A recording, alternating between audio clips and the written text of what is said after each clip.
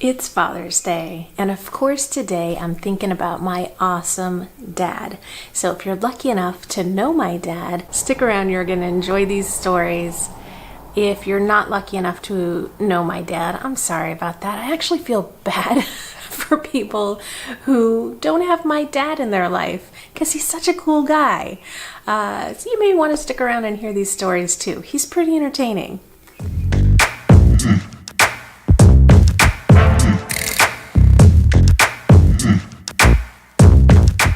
So unfortunately, again, I can't be with my dad on Father's Day this year, but I always think about my dad on Father's Day and all the cool things that he's taught me and all the cool things that he just is and does. And so this year I thought I would make a quick video for you, Dad, and probably embarrass the crap out of you. Probably not. I don't know if anyone's ever seen my dad embarrassed. Although we all tried as kids. One thing I do that, I don't know if it's kind of weird or not, but I've done it for a long time, as long as I can remember, is I save my dad's voicemails. Is that weird? I've got tons of voicemails from him for the last, I don't know, decade or a couple decades or whatever. And I thought you'd like to hear some of them. My dad doesn't like if you don't answer the phone. I don't know why, but anyway, so I have my phone here. I thought it would be fun to listen to some of the voicemails that he has sent me. Here's one when I didn't answer the phone. Well, they're all when I didn't answer the phone, but okay. So here's one. Yes, we really want you to call us back. Quick, hurry. We're waiting here. Okay. More officers. Oh, Dad. That's funny. But first of all, I want to show you a picture. This is my dad as a teenager. It's the earliest picture that I have of my dad. He is the little guy right down in the middle of this picture. This is a high school wrestling team.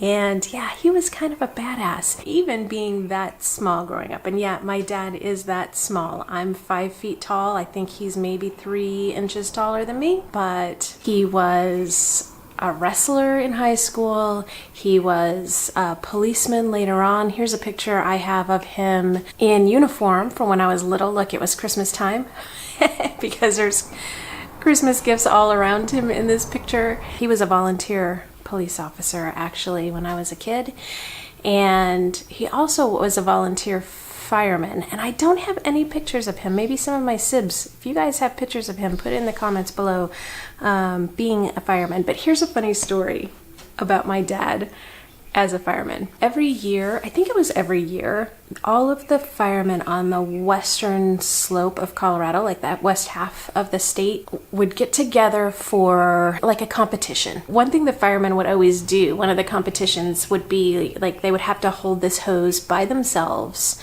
which if you know anything about fire hoses, they're big and strong and unruly, and usually there's more than one guy on a hose because they are so hard to handle.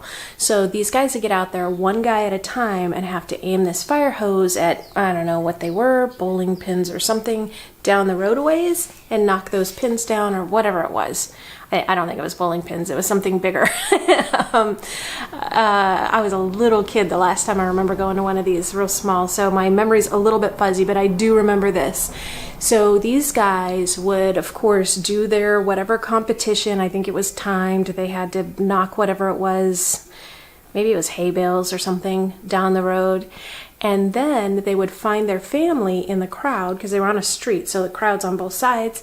They would find their family and spray the crap out of their family and get their families all wet. So we were watching this and we knew this, and yeah, we weren't going to get sprayed. So all 6 of us, 6 kids and my mother, so 7 of us, we split up and we were on both sides of the road all over the place. And my dad saw that and he thought, how am I going to get them? So here's my little 5'3" dad going out there holding this hose, and people who knew him were totally fine. They're like, he's a badass, he's got this. But people who didn't know him, of course, were thinking, oh my gosh, how's this guy going to hold this hose? And so it was easy for him to pretend that he lost control of this hose And he took this hose, did his competition, whatever, and then pretended to lose control and sprayed everybody on both sides, got all 7 of us completely soaked, along with the whole rest of the crowd. So yeah, we didn't beat Dad at all. He still got us, regardless of whatever we did to try and stop it. Yeah, he got us. And Dad was kind of famous for water fights. I'm pretty sure he still is. It's been a little bit since I've been in a water fight with Dad, but that is his thing. And with 6 kids, my poor mother, I just remember her yelling, "Not in the house!" Which, yeah, that worked. Sorry, Mom. Here's another one from when I didn't answer. Yeah, you have a town, in the hospital or something? This is a 53rd call that you haven't answered. Not true. Okay, this is the second one. When you get a minute, give me a call. Bye. Here's a more recent picture of my dad. This is with my mom on their 50th wedding anniversary. Aw, this was back in 2012. So that's, how long have they been married now? My dad always calls us on New Year's Eve. And here's one of the calls from New Year's Eve. That was kind of funny. Oh, yeah, New Year's Eve, and you don't answer your phone.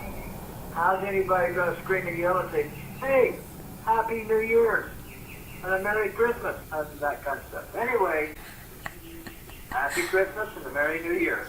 Oh, Daddy. Bye.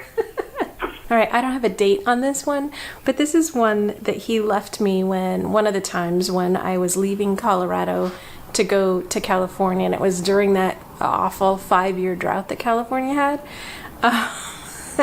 So here's what he had to say about that. Yes, we've just been watching the weather. We see that California's on fire and they just run out of water. So you just go turn around and come back. Okay, we'll see you in a little bit. Give me a call. Bye. Yeah, I didn't turn around. I didn't come back. So those of you who know me well know that I can't remember the names of anything. I use things like whatchamacallit or gizwizzy or, well, any of those substitutes for any nouns that I may have. I think I asked a friend of mine recently if she knew who that guy was that was in that movie that made that joke.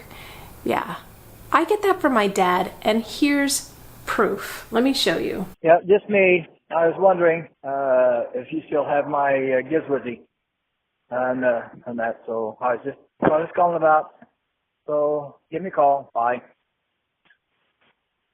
So this may be sounding like I miss a lot of my dad's calls. I really don't miss that many of my dad's calls. Keep in mind, these are voicemails that have been left over, I don't know, a couple of decades. So it sounds like I haven't been answering his calls, but I really have been. These are just the few that I've missed, I promise. Here's one when we were missing each other's calls quite often. Yeah, but just me. I say I missed one of your calls, so I was just calling you back to see if you missed mine. Here's another one. Here's another one from him waiting for my call, or for my return call.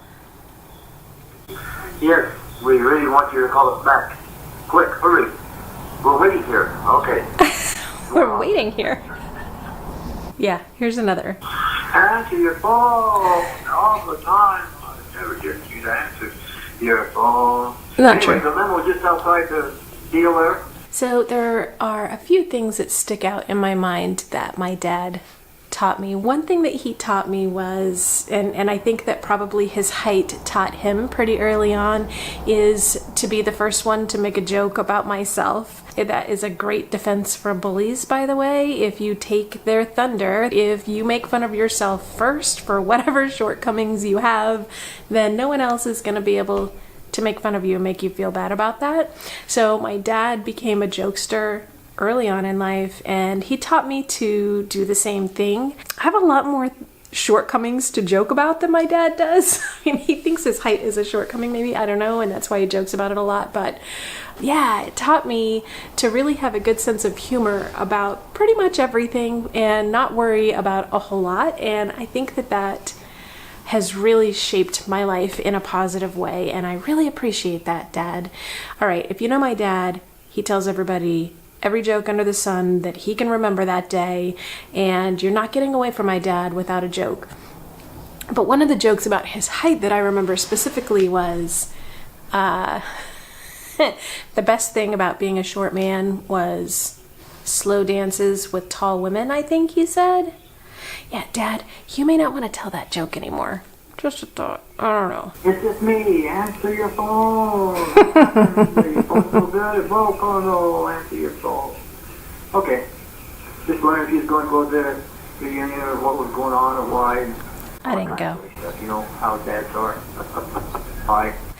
Another thing my dad taught me was generosity. I think my dad is probably the most generous person, legitimately generous person I have ever met. My dad, I swear, if he's got $1 and you don't have $1, in his mind, you just both have $1. Like, hey, we've got this, let's do this with this thing. That is another thing that has always shaped my life. I've admired my dad for that. You know, he's the person, if you need anything at all, and it doesn't matter who you are, if you need anything at all, he's there for you.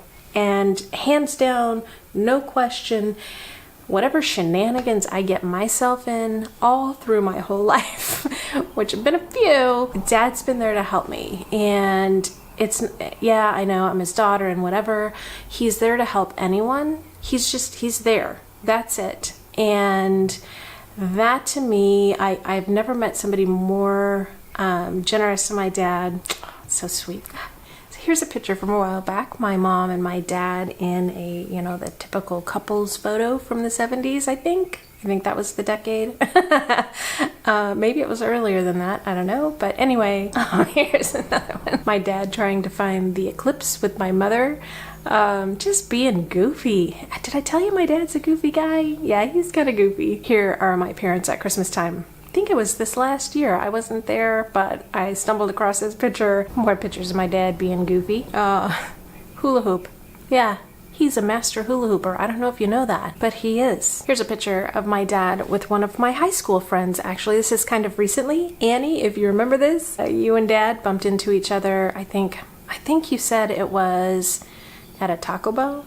Yeah, Dad eats Taco Bell. And so does Annie, by the way. Tons of pictures with my dad and his grandkids, but this is one that I thought was especially sweet. He actually walked my niece Danny down the aisle when her dad wasn't at her wedding, and I just thought, this was such a sweet, sweet time for him and for her, and I know she's talked about this a bunch of times, and anyway, just a sweet time in my dad's life and my life. It was great. That was a great wedding to attend with him. Here's another picture. Yeah, they kiss a lot. I don't know. Well, I guess that's how you have 6 kids. Yeah. Well, I hope you like this little trip down Daddy memory lane with me. Dad, love you lots. I hope you have a great Father's Day. Thanks for everything. I turned out awesome. You did a great job. Can't wait to see you again, Daddy. Are you listening? Damn.